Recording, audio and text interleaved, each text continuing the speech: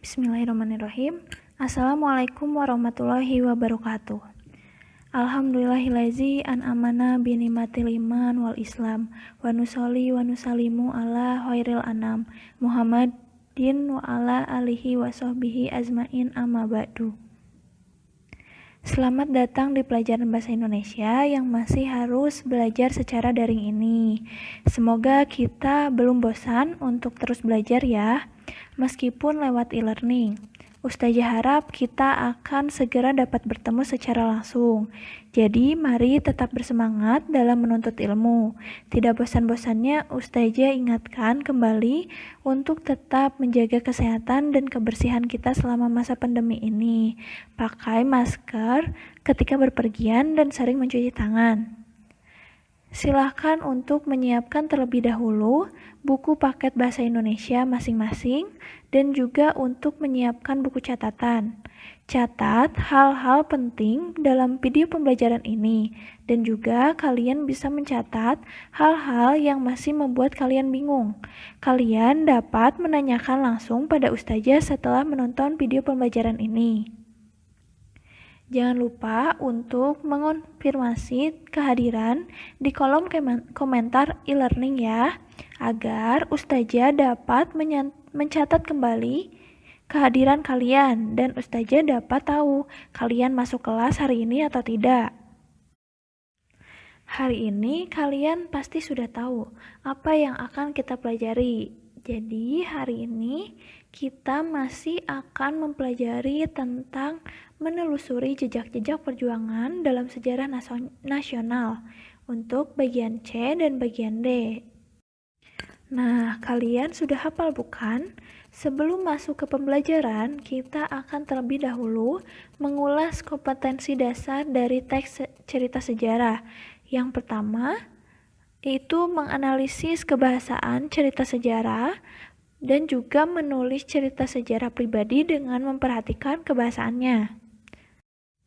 Kemudian, untuk tujuan pembelajaran kita hari ini, agar kita mampu menganalisis kebahasaan dari cerita sejarah dan agar mampu menulis cerita sejarah pribadi dengan memerhatikan kebahasaannya.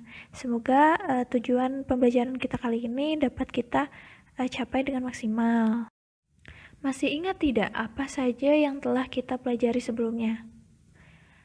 Minggu lalu kita sudah mempelajari bagaimana mengidentifikasi informasi dan mengonstruksi nilai-nilai dalam teks sejarah.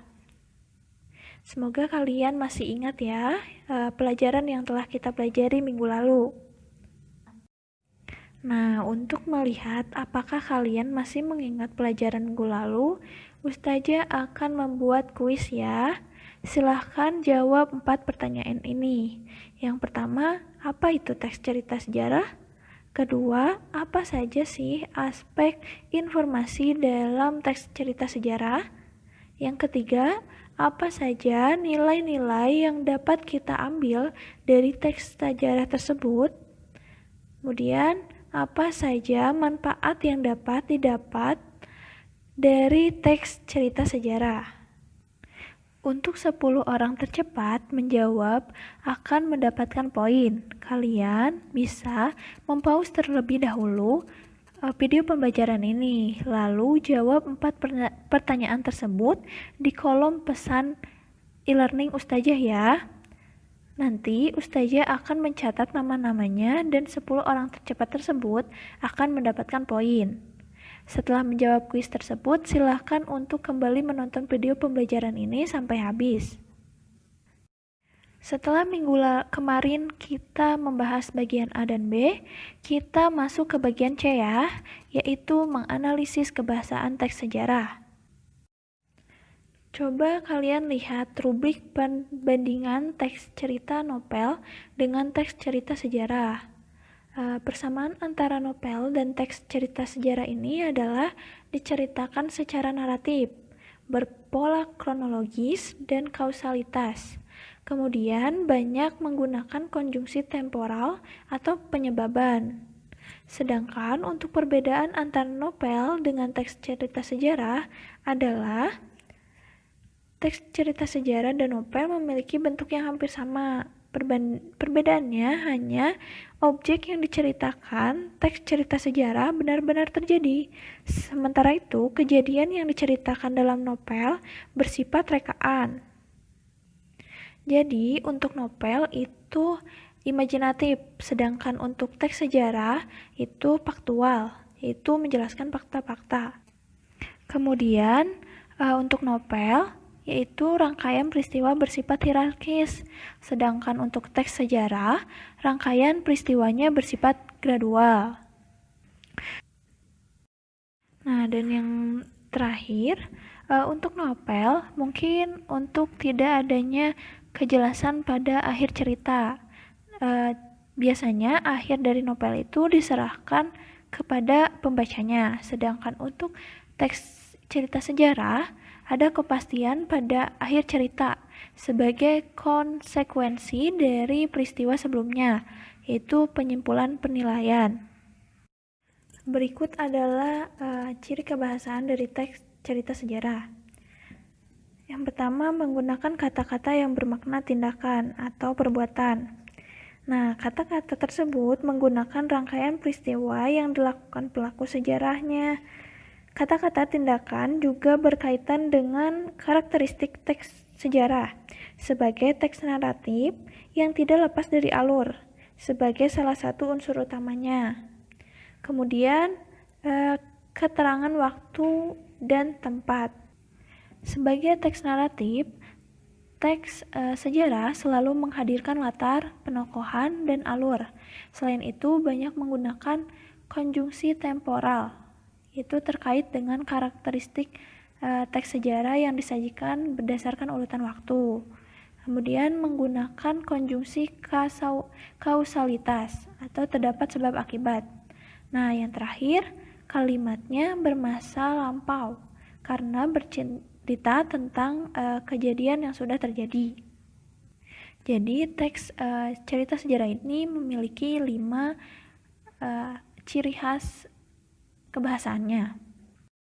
Kita akan masuk ke bagian D, yaitu menulis teks sejarah. Dalam menulis suatu teks, kita harus memperhatikan langkah-langkah dalam menuliskannya, agar tulisannya pun menjadi baik. Pertama, yaitu menentukan topik.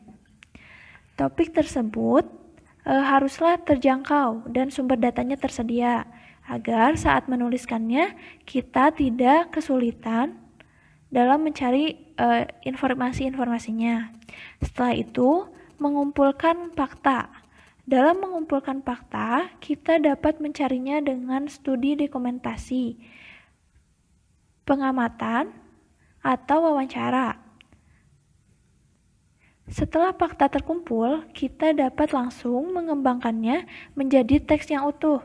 Kita perlu memperhatikan teks tersebut sesuai struktur dan perhatikan juga kaidah kebahasaannya.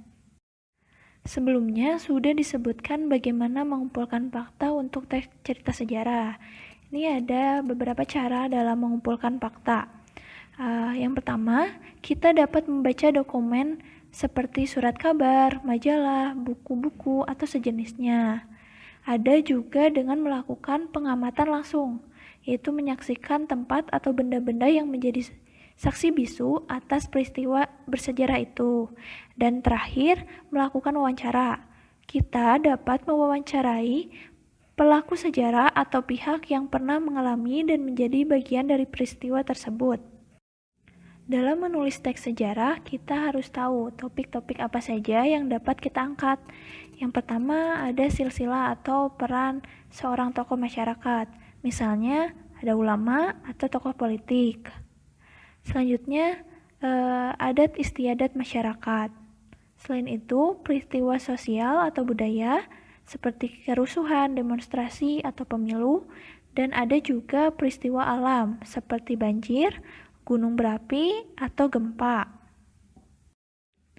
Dalam menulis teks sejarah, kita juga dapat menjadikan peristiwa yang kita alami atau kita saksikan sebagai topik. Inilah yang disebut sejarah pribadi, yaitu teks sejarah yang telah kita alami atau saksikan sendiri. Tentu peristiwa yang diangkat haruslah menarik dan bermanfaat bagi orang lain. Peristiwa tersebut harus dapat dijadikan pelajaran bagi orang lain. Berikut adalah sejumlah pertanyaan untuk menyunting teks sejarah. Jadi penyuntingan ini termasuk pasca penulisan di dalam langkah-langkah penyusunan teks sejarah. Dalam tahap ini, kita perlu mencermati kembali teks sejarah yang telah disusun, baik itu struktur, isi, maupun bahasanya. Langkah ini sama dengan kegiatan mengevaluasi teks pada pelajaran sebelumnya. Hanya dalam langkah penyuntingan, kegiatan kita adalah menentukan kekurangan-kekurangan dalam teks sejarah yang telah kita susun itu dan kemudian memperbaikinya. Ini adalah sejumlah pertanyaan, yaitu yang pertama, apakah struktur teks tersebut sudah lengkap? Kelengkapan pengenalannya, rekaman peristiwanya, dan penutup atau penyelesaiannya.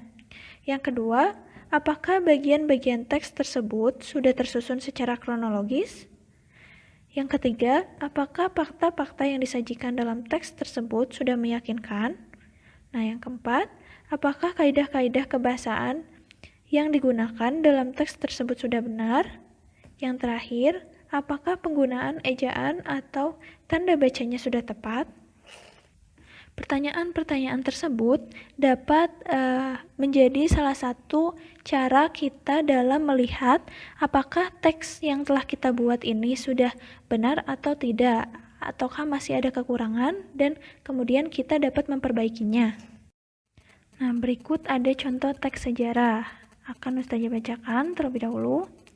Di hari Minggu 20 Mei 1908 pada pukul 9 pagi bertempatan di salah satu ruang belajar Stopia, Sutomo menjelaskan gagasannya. Dia menyatakan bahwa hari depan bangsa dan tanah air ada di tangan mereka. Maka lahirlah Budi Utomo. Namun para pemuda juga menyadari bahwa tugas mereka sebagai mahasiswa kedokteran masih banyak, di samping harus berorganisasi. Oleh karena itu, mereka berpendapat bahwa kaum tua yang harus memimpin Budi Utomo, sedangkan dari pemuda sendiri akan menjadi motor yang akan menggerakkan organisasi itu. 10 tahun pertama Budi Utomo mengalami beberapa kali pergantian pemimpin organisasi. Kebanyakan memang para pemimpin berasal kalangan priai atau para bangsawan dari kalangan keraton, seperti Raden Adipati Tirtokusumo, mantan Bupati Karanganyar, dan Pangeran Aryo Notondirojo dari Keraton Pakualaman. Nah, ada beberapa hal yang harus diperbaiki dalam teks tersebut. Yang pertama adalah struktur teks tersebut belum lengkap, yakni belum ada pengenalan dan penutupnya. Isinya hanya rentetan peristiwa, jadi harus ditambahi pengenalan dan penutupnya. Yang kedua, penggunaan kata di dalam di hari Minggu 20 Mei 1908, yaitu di awal paragraf pertama, tidak tepat karena seharusnya di menunjukkan tempat, bukan waktu. Jadi kata ini harus diganti menjadi pada.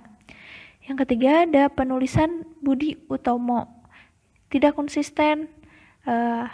Ada yang tertulis Budi Utomo, ada yang tertulis Boedi Oetomo.